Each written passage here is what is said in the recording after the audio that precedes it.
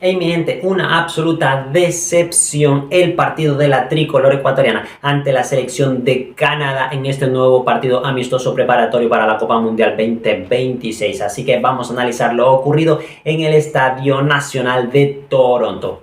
Vamos allá.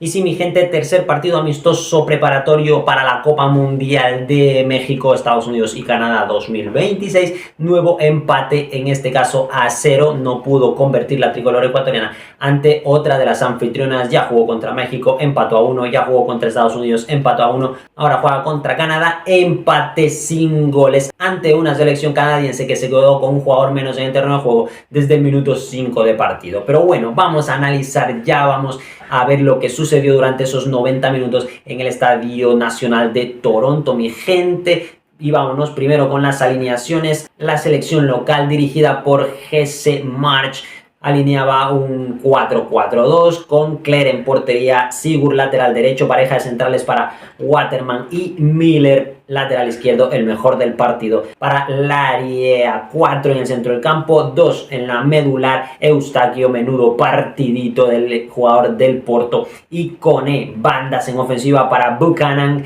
y para Ahmed, pareja de delanteros para Jonathan Davis y Oluwaseyi, también del Villarreal. Mi gente, por su parte, BKC se alineaba también un 4-4-2, la verdad que sorpresivo para mí, teniendo en cuenta los jugadores que eligió. En portería, Hernán Galíndez, era bastante evidente. Pareja de centrales, Joel Ordóñez, William Pacho, nada de novedad. Lateral izquierdo, Piero Hincapié. Lateral derecho, Alan Franco, de inicio ocupando la posición de lateral. Pareja de mediocampistas, de centrocampistas, Moisés Caicedo y Pedro Vite. Las bandas en ofensiva para John Yewa por la derecha y Nilson Angulo por banda izquierda. Pareja de delanteros, dos delanteros ahora sí un poco más referencias, como Kevin Rodríguez y Ener Valencia. Estos fueron los 11 de cada uno de los técnicos, mi gente, y sin más nos vamos ya al detalle del encuentro. Empezaba el partido bastante accidentado, la verdad,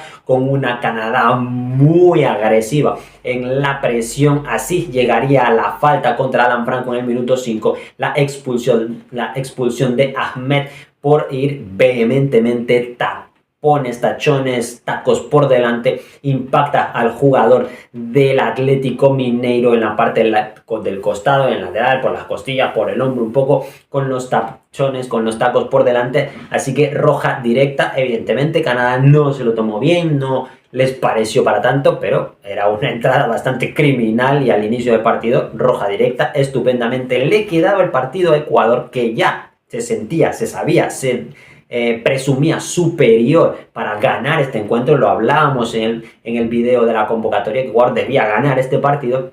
Se quedaba con un jugador más, superioridad numérica para jugar prácticamente todo el encuentro, si contamos los añadidos, más de 90 minutos con un jugador más. Así que se le ponía muy de cara el partido a la tricolor ecuatoriana. Sin embargo, nunca, jamás a lo largo de todo el encuentro pudo dominar realmente el partido. Sí tuvo el control del balón, pero nunca el control del encuentro. Lo que sucedía en el terreno de juego durante el transcurrir del tiempo era lo que quería que sucediera Canadá, todo a favor de la selección local. Y es que Canadá, jugándole replegada, con sus líneas juntas, sin siquiera hacer una presión, porque ya tenían un jugador menos, no hacían presión alta, se quedaban en su campo, líneas muy juntitas, simplemente basculación, de una especie de presión hecho cortina, evitaban que el balón se filtrara entre líneas y por ende cortocircuitaron todo lo que Ecuador pudo intentar, que fue bastante poco, generar a lo largo del encuentro. De hecho, la primera ocasión clara del partido venía pocos minutos después de la expulsión a favor de Canadá, en una jugada más típica de Ecuador, que es balón largo del central de Miller, en este caso espaldas del lateral de Alan Franco, que falla estrepitosamente. Entendemos que no es un lateral de oficio, pero menuda la que se comía Alan Franco en ese balón a las espaldas. Lariea llegaba lateral profundo, teniendo un jugador menos, lateral profundísimo durante todo el partido, llegaba, ponía el pase de la muerte y Oluwaseyi remataba, tenía que salvar Galíndez bajo palos, el remate del jugador del Villarreal mandándola al tiro de esquina. Era la ocasión más clara en el inicio de partido y era para Canadá, a pesar, insistimos, de ya jugar con uno menos. Mi gente, iban transcurriendo los minutos, Ecuador, la jugada era: salía Galíndez para Pacho, Pacho para Joel Ordóñez. Ordóñez no sabía a quién dársela porque no se le acercaban a sus compañeros, regresaba para Pacho. La misma dinámica, otra vez para Ordóñez. Entre centrales se pasaban la pelota y tenía que bajar Moisés Caicedo prácticamente como un tercer central a recibir para intentar jugar. Nunca pudo hacerlo. Bajaba también Pedro Vite por la zona más izquierda. Nunca pudo conectar. Esporádicamente podían salir y generar peligro, lo que convirtió a Piero Hincapié en el mejor jugador en ofensiva de Ecuador en esa primera parte. Podríamos decir que junto con John Yeboah por la derecha, que intentaba también individualmente hacer algo, generar algo. Así llegaban ocasiones, acercamientos al área rival por parte del buen hacer en ofensiva de Piero Hincapié, que no es un lateral al uso, que no es un jugador ofensivo. Sin embargo, las ganas y su calidad, evidentemente, le permitían triangular con Pedro Vite y con Angulo, que, si bien es cierto, no tuvo una buena participación a lo largo del primer tiempo, sí le servía a Piero Hincapié de apoyo para esas paredes, para arrastrar marcas y que llegue Piero Hincapié a esas tres cuartos de cancha, esa zona última del tercio rival y cuelgue balones. Fueron pocos, fueron esporádicos, pero se vio bastante bien al capitán ayer de la tricolor ecuatoriana. Por banda derecha, Alan Franco, ni en defensa ni en ofensiva, totalmente perdido durante todo el encuentro, así que lo podemos culpabilizar a él. Evidentemente él es el que está en el campo y el que corre, pero también es muy evidente que la decisión de BKHS de ponerlo a él por encima, por ejemplo, de Ángelo Preciado, que es un lateral al uso, o por las alternativas que ya tiene la convocatoria, como por ejemplo Ramírez. ¿Por qué no utiliza a Ramírez de lateral derecho?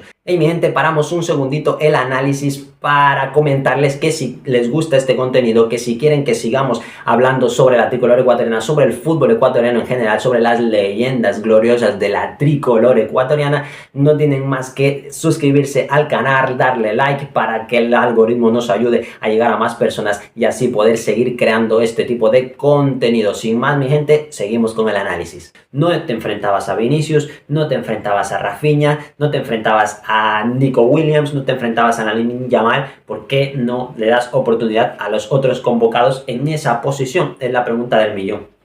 Alan Franco, insistimos, perdido durante todo el encuentro, ya expulsado su jugador ofensivo. Yo esperaba que Ecuador tome el control del encuentro, el control del balón, comande las acciones, meta a Alan Franco en el centro del campo, detrás de Pedro Vite y Moisés Caicedo, para que estos dos sean dos jugadores más de ataque que de defensa, dejando evidentemente los tres centrales, los tres mejores defensas que tiene el Ecuador ahora mismo, que son Joel Ordóñez, William Pacho y Piero Hincapié. Están acostumbrados a jugar con espacios a las espaldas.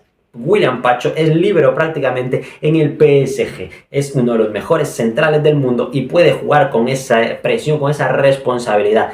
Le das alas a tus dos extremos, que en este caso eran John Yeboah y Nilson Angulo, que cojan toda la banda, sobre todo en ofensiva, porque Canadá no te estaba atacando, tenían un jugador menos, ni siquiera te estaba presionando. Y hacía superioridad numérica en el centro del campo, con Alan Franco y por supuesto con Pedro Vite y con Moisés Caicedo, dejando en punta, ¿vale?, a los dos delanteros, a Ener Valencia, que podía bajar, que bajaba un poco más a triangular, y a Larrola Rodríguez, que vaya desperdicio de partido de Kevin Rodríguez. Pocas veces es titular, pero jugando de esta manera justifica el hecho de que sea simplemente revulsivo, porque cuando sale de revulsivo las corre todas, las pelea todas, hace desmarques, se pelea con todo el mundo. Pero el partido de ayer, siendo titular, no tuvo ni una ocasión de gol. Las pocas intervenciones que tuvo fueron malas decisiones, malos pases, faltas al contrario. En fin, fue un partido para el olvido para Kevin Rodríguez y no se estaba enfrentando a los mejores centrales del mundo realmente. Así que un auténtico desperdicio para el jugador del Unión Saint-Gilloise. Ecuador, pues sí, tenía la posición del balón, pero insistimos, sobre todo entre centrales. Cero peligro en la creación de juego, en la creación de ocasiones en ofensiva para la Tri. Esporádicamente, John Jerbois en individualidades encontraba en Enner Valencia dentro del área, que decide como killer, que es disparar directamente a puerta, la manda en un costado, pero si se hubiera tomado una milésima de segundo para pensar y ver, llegaban tanto Kevin Rodríguez como Nilson Angulo absolutamente solos en el borde del área. Así que precipitación, bueno, es el goleador, vale, es la ocasión que tuvo en el Valencia, pero desde luego que desaprovechó esa ocasión clara, y si se hubiese tomado, insisto, un segundo más, tenía muchas mejores formas para finalizar esa jugada, única jugada en ofensiva que tuvo Ecuador en esa primera parte. Poco más sucedió. Canadá, insistimos, defendía en estático, bloque bajo, replegaditos, salían a las contras. ¿Qué pasaba en las contras? Falta de los jugadores ecuatorianos en tercio en zona defensiva. Ponía con su exquisita pierna derecha, Eustaquio colgaba balones al área con mucho peligro, así que llevaba, insistimos, más peligro Canadá a pesar de estar en zona más defensiva. De hecho, a lo largo del partido, en términos ofensivos, tuvo mejores estadísticas la selección de Canadá: 4 disparos para cada uno, 0 disparos a puerta por parte de Ecuador y un disparo a puerta, del que ya hemos hablado en los primeros minutos, de parte de Canadá. Así que le tocó hacer una tajada a Galíndez. Clerc no tuvo que ensuciarse la ropa en este partido. Mientras el partido se iba a descanso, ya en la segunda parte, BKHS decide hacer un cambio en ese descanso, meter a Gonzalo Plata más picante en ofensiva, entendible por supuesto, pero desde luego que la variante estuvo equivocada. Saca a Nilson Angulo, le quita a Piero Hincapié esa pieza que le estaba siendo útil para triangular en esa zona, y se perdió totalmente en ofensiva Piero Hincapié en la segunda parte. Se fue toda la ofensiva, si podemos decir ofensiva, de Ecuador a la banda derecha, donde se acostaba Plata y se unía, se juntaba a John Jerbois para triangular y poder genera un poquito más de zozobra en las inmediaciones del área, porque ni siquiera en el área para la selección canadiense. Sin embargo, insistimos, había un jugador que no estaba ni en ataque ni en defensa, que era Alan Franco, y teníamos un delantero que prácticamente era un jugador menos, como la Rola Rodríguez. Así que Ecuador realmente sí, por números jugó con uno más, pero parecía que jugaba con 2 menos en el terreno de juego, y visto el desempeño de estos jugadores, por el mismo trámite del partido y por las malas decisiones, evidentemente, de su entrenador. Mi gente, poco sucedía en esa segunda parte. Moisés Caicedo, muy poquito del niño Moy en este partido. Una que se soltó, una que quiso ir para adelante, le cuelga un balón exquisito a la cabeza de Enner Valencia,